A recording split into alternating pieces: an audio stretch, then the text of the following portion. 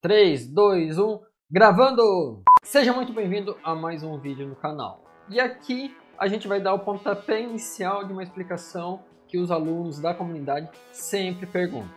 Sempre perguntam. Só que o conteúdo mais denso, mais detalhado, vai ficar no curso Chora API. Aqui eu vou explicar como utilizar as ferramentas, mas no Chora API, os alunos que têm acesso terão um conteúdo mais detalhado sobre as ferramentas. Estou falando do Postman e do Insomnia, que são programas, que são aplicativos, depende da forma com que você queira chamá-los, para validar as APIs, para validar as requisições que nós trabalhamos. Nos últimos vídeos a gente fez algo sobre a cotação do dólar. Se você não viu os vídeos anteriores, olha aqui, vai aparecer aqui na tela ou na descrição do vídeo aqui você vai conseguir acessá-los. É sobre a cotação do dólar que a gente vai fazer os testes dentro do Postman e do Insomnia. Perfeito? É exatamente isso que a gente precisa compreender. Como fazê-lo, de que maneira a gente pode fazê-lo para testar e entender quando a gente está fazendo a requisição corretamente ou não. Porque se a gente fizer de forma errada, algum erro, na verdade, vai aparecer.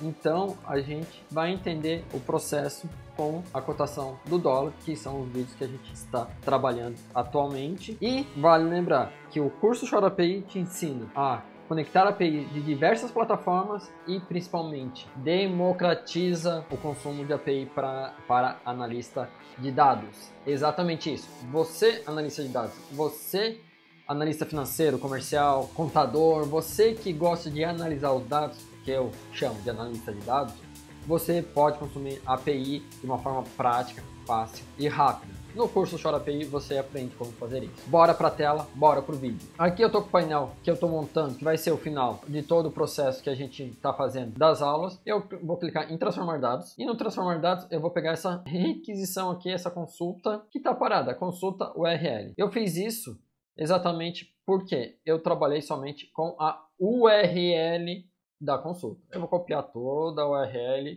Ctrl C e vamos para o Postman primeiro. No Postman eu vou fazer o processo via navegador. O link do Postman também está aqui na descrição do vídeo e também na descrição do vídeo tem o blog do passo a passo que a gente faz aqui. Caso queira ver também, vai ter o passo a passo no blog. Vou acessar com a minha conta, vamos ver se vai dar certo. Aqui. Vamos, tem que recarregar a página. E agora vai. Carregando. Aqui está o Postman. O que eu gosto de trabalhar no Postman? Eu venho aqui em Workspaces, que eu só tenho uma única Workspace. Eu poderia criar outra no estilo lá do Power BI Online, que a gente cria as Workspaces para colocar os relatórios, Power BI e tudo mais de acordo com o cliente, de acordo com a área. Aqui a gente poderia fazer o mesmo. Mas eu trabalhei tudo na minha Workspace, My Workspace. My Workspace, eu tenho tudo isso daqui de consultas que eu já fiz, de testes e tudo mais. Inclusive, eu tenho o nosso carro-chefe aqui, que é o Conta Azul. Aí também tem o MIE. Tem algumas coisas do Banco Central já, a API da Bling. Aqui embaixo tem do Strava, tabela FIP, Tática API, tem o Trello, tem do YouTube também. Então eu consigo salvar minhas consultas aqui. Eu vou criar uma nova pastinha. New Collection, que é a pasta. Vou chamar aula YouTube dólar. Nessa pasta, está aqui, ela já aparece. Ele já trabalha com a solicitação, add a request, que é fazer uma requisição do tipo get. Eu vou colocar assim, aqui o nome, cotação dólar. E na cotação, no get, eu vou colar a URL. Ao colar a URL, você percebeu que aqui já apareceu alguns parâmetros, carry parameters, dentro do Postman. Eu vou retornar para você ver novamente. Ctrl Z, sumiram e vou colar novamente. Apareceram. E é exatamente isso que a gente precisa entender. A partir do momento que a gente colou essa URL, que também está aqui na descrição do vídeo, no Postman, você já tem os carry parameters configurados. Isso daqui é muito importante porque no Power BI, no Python, PHP, qualquer linguagem de programação, você pode fazer algumas configurações para deixar carry parameters em uma etapa, em uma variável, de acordo com o que a gente precisa trabalhar. Eu colei a URL, aparecendo os parâmetros aqui, e eu vou apertar Send. Ao apertar Send, ele vai trazer toda a nossa requisição. Exatamente o que eu pedi. do dia 1º do 11 de 2024 até dia 29/11 de 2024, que é o que tem aqui, data fim, data início. O que acontece? Eu vou fazer um teste, um erro aqui, para você ver o que pode acontecer. Aqui tem essa aspas simples, correto? Pode ver que na data, os dois têm aspas simples no início e no final. Eu vou apagar a aspa simples da data inicial. Vamos supor que esquecemos de colocar. Vou apertar Send. Opa! Aqui temos um erro. Aqui, 11/1/2024, not is definite. Algum erro aconteceu. Ele traz aqui o código. Esse código é um erro na questão do tipo, usuário, você errou a requisição. Também, na descrição do vídeo, tem um link do blog que fala sobre os erros e qual que é o retorno, o que é cada erro, o que representa cada erro. Então, aqui também você consegue conferir. E a gente entende que houve um erro ao a gente informar esse valor. Vou colocar aspas duplas, só para simular. Executa. Ó, também é o mesmo erro, o mesmo código, só que a mensagem é diferente. Foi mal formatado, alguma coisa do gênero. Então, vamos voltar para aspas simples novamente e fazer o teste. Olha bem, voltei para aspas simples aqui, perfeito? Anteriormente eu removi aspas, depois coloquei aspas duplas e agora voltei para aspas simples. Ok? Send. E ele vai retornar todo o nosso dado, o contexto que a gente precisa. Aqui está voltando cotação de compra, cotação de venda e data, hora da cotação. Porque nós estamos informando aqui o que a gente quer. Se eu remover o select, ele trouxe tudo. Mas se eu voltar para o select e remover a data, hora e cotação, voltando aqui, estou removendo aqui a data, hora e cotação, que aqui ele está aparecendo atualmente. Send, e ele removeu. Vou dar um Ctrl Z aqui, voltar para a data e hora, e ele trouxe. Outro formato que a gente pode fazer aqui nesta API é o XML, além do JSON, que tem toda a documentação nos vídeos anteriores. Vocês têm os links da documentação, de como acessar e tudo mais. Pode conferir nos vídeos anteriores. Send. E ele traz um formato que a gente não está acostumado a ver, mas está aqui. Os dados estão aqui. Podem ver aqui que os dados estão data de compra, data de venda e horário. É o mesmo dado, só que num formato diferente, que a gente não está acostumado. XML, para mim, é uma configuração, é uma visualização muito chata. Não é voltada ao objeto igual o JSON. Então vamos voltar para JSON. E assim a gente vai fazendo os testes. Aqui eu estou explorando bastante no Postman, para você poder entender como funciona, e é muito similar ao Insomnia. Além disso, aí eu vou entrar em detalhes que vão para as aulas dentro da comunidade, dentro do Chora API, sobre autorização, sobre os headers, sobre o body.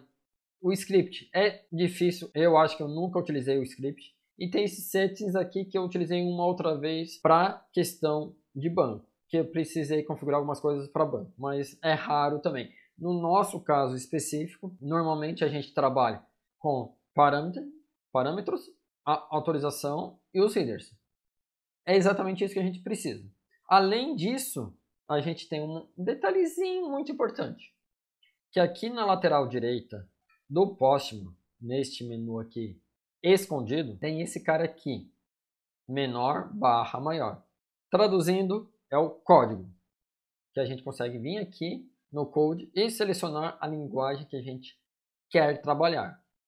Em todo o conteúdo, todo o processo de coleta de dados dentro do curso Chora API, a gente trabalha com Postman ou com Insomnia e sempre pega a requisição, o código Python Request, porque é muito similar ao que a gente trabalha no Power Query e a gente consegue ir traduzindo. Python Request tem toda a URL aqui, tem algumas coisas que tem a mais por causa da requisição e tudo mais, mas tem aqui, só clicar em copiar, que a gente copia o código e trabalha dentro do teu Jupyter Notebook, dentro do teu Visual Studio, aonde você quiser trabalhar com Python, ou se for traduzir para o Power Query, a gente tem toda a estrutura de tradução das URLs, de transformar etapa por etapa para fazer as requisições, ok? Aqui é o Postman. O Insomnia é muito similar mesmo.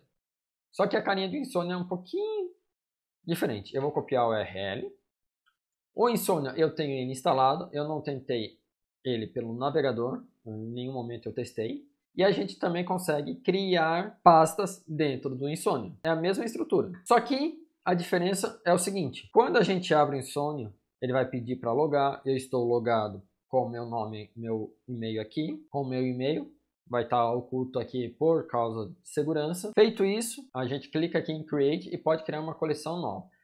Design Document, Mock, Server, Environment e um Git clone, que é para clonar o que já existe. Eu vou criar uma nova coleção de requests, que vai ser o mesmo nome que eu coloquei aqui, aula YouTube dólar. Aula YouTube dólar. Create. Para mim, sempre dá esse erro, try again, e aparece aqui, aula YouTube dólar. Clico em novo, no maisinho aqui, eu posso criar uma pasta, igual a gente faz dentro do nosso próprio computador, para poder dividir de acordo com a necessidade, ou somente ir no HTTP request, que é para criar um novo. E eu vou colar também a URL. Você pode perceber que aqui ele não criou automaticamente os parâmetros. Eu estou no menu parâmetros e aqui embaixo ele não criou automaticamente. O Postman já cria, aqui já não criou. Então a gente precisa compreender qual vai ser mais fácil para você utilizar. Eu estou utilizando o Insomnia, porque para mim no computador é mais leve e eu consigo trabalhar mais rápido com ele. Apesar do errinho que deu anteriormente, aqui está funcionando perfeitamente, sempre funciona e eu me acostumei agora com o Insomnia. Você pode trabalhar com o Postman ou com o Insomnia, tanto faz. Aqui não apareceu nada, no Body está zerado, no Auto está zerado, no Headers ele aparece aqui esse Insomnia para saber qual que é o agente por onde a gente está utilizando. O Script, mesma coisa, nunca utilizei. E Docs são aquelas questões de autenticação via token, via certificado digital e tudo mais que às vezes precisa. Voltando para cá, aqui no Insomnia tem um detalhezinho que eu demorei para descobrir, porque não tem nada aqui explicando, aqui na lateral ou aqui em cima, o como a gente pode realmente utilizar o Insomnia e ter o código. Eu demorei um pouquinho, mas fui mexendo, fui trabalhando. Eu cliquei em Send para ter o retorno. Aqui, clicando na setinha ao lado do Send, a gente tem o Generate Client Code, que tem o mesmo símbolo que a gente viu no Postman. Esse símbolozinho aqui é o mesmo. Então, vamos fazer o teste. Cliquei e ele vai aparecer a mesma coisa. Aqui tem uma pequena diferença. Primeiro, a gente seleciona a linguagem, programação, e depois a gente tem a biblioteca que a gente vai utilizar, se é o HTTP Client ou Requests. Eu prefiro o Request.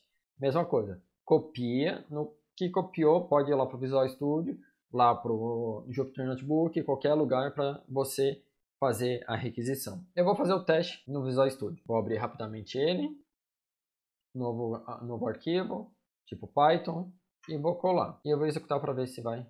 Ele precisa salvar aqui. E não vou executar por aqui, eu vou executar no meu Jupyter Notebook que está dentro do Visual Studio. Ctrl Shift, Enter, e ele vai executar aqui do lado.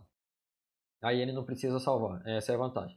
Ele traz todo o retorno aqui. Ele não traz formatado num data frame, numa tabela, ele só traz o retorno. Aí a gente precisaria importar o JSON, o Pandas, para a gente poder fazer toda essa estrutura de tabela, que aqui não é o foco. Portanto, você tem duas ferramentas iniciais para poder fazer todo esse processo de coleta de dados. Iniciando as consultas, entender o que acontece, fazer testes. Você tem o Insomnia que está aqui na tela, ou você tem o Postman, que também está aqui na tela no momento. Tem essas duas versões, duas ferramentas que eu gosto de trabalhar. Iniciei com Postman e agora trabalho com Insomnia. Por que questão de facilidade, familiaridade na questão dos códigos? Eu estou preferindo o Insomnia porque faz eu pensar um pouquinho mais. O Postman já entrega todo o resumido como você viu aqui quando eu coloquei parâmetros. Ele já traz parametrização aqui, já faz tudo certinho. Então, são preferências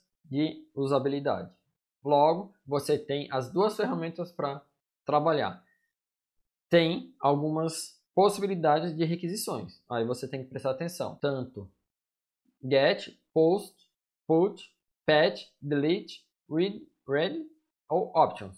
Tem essas opções. As mais frequentes são get, e post. Você vai utilizar, na maioria das vezes, essas duas requisições, esses dois formatos de requisição. Solicitando dados ou somente solicitando dados. Aí as autenticações são nos headers, são nos parâmetros, aí depende da API. Ou no post, que você vai precisar informar os dados dentro do body, que isso daí eu vou explicar nos vídeos para os alunos do curso Chora API, e fazer todo esse processo de consulta de dados. Esse aqui é o início, é o primeiro passo para a sua jornada de consultas de API. Se você chegou até aqui, comente qual que é o programa que você vai utilizar, se é o Insomnium, se é o Postman. E não deixe de deixar o like e compartilhar com seu amigo que tem a dificuldade de entender como utilizar essas ferramentas. Um abraço e até o próximo vídeo.